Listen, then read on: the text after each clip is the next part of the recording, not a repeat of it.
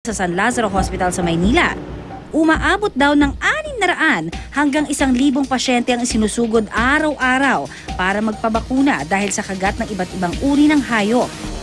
Ang pinakamarami raw na kaso na kanilang naitala, mga biktima ng kagat ng aso.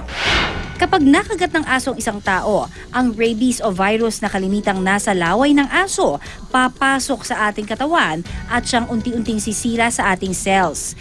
Sa bilis na 3 mm kada oras, tahimik na nagpaparami ang virus sa ating katawan hanggang sa umakyat na ito sa ating utak. At sa loob ng 20 hanggang 70 araw, unti-unti nitong pipinsalain ng iba pang bahagi ng ating katawan. Sa tala ng DOH o Department of Health sa Pilipinas, 1 tao ang namamatay araw-araw dahil sa hindi naagapang kagat ng aso. Usually po malalaman natin 1 month after.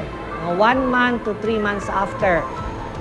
Mapapansin natin balisa ang pasyente, aggressive po siya, may pagbabago sa behavior niya. So pwedeng magkaroon na siya kaagad ng takot sa tubig, takot sa hangin after 1 month. So 100% fatal po yan, walang nabubuhay sa Pilipinas. Isa sa mga sumugod sa Animal Bite Center ang 14 anyos na si Luel. Kakakagat lang daw sa kanyang kaliwang kamay ng alaga niyang aso. Bigla ko pong nilapitan yung aso, tapos bigla pong tumayo, tapos kinagat po yung kamay ko. Nanginig po yung katawan ko, tapos nahihilo po ako. Para maiwasan ang pagkalat ng rabies sa kanyang katawan, bagamat kumpleto naman daw sa bakuna o anti-rabies vaccine ang alagang aso ni na Luel, sa araw na ito, magpapaturok pa rin daw siya ng anti-tetanus vaccine para makasiguro. Okay naman po, hindi naman po masyadong masakit. Kailangan pong hindi po muna kumain ng mga malalansang pagkain para po hindi po ma-allergic.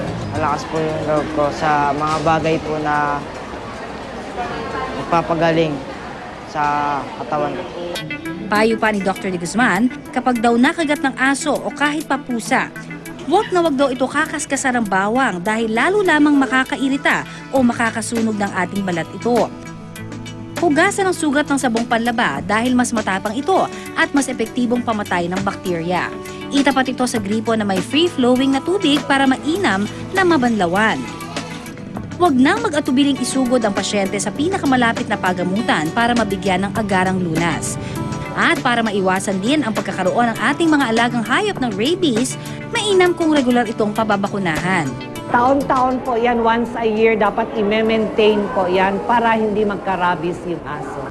Ngayong bakasyon, kung kailan maraming mga chikiting ang nasa lansangan, maraming banta sa kanilang kalusugan tulad na lang ng kagat ng hayop.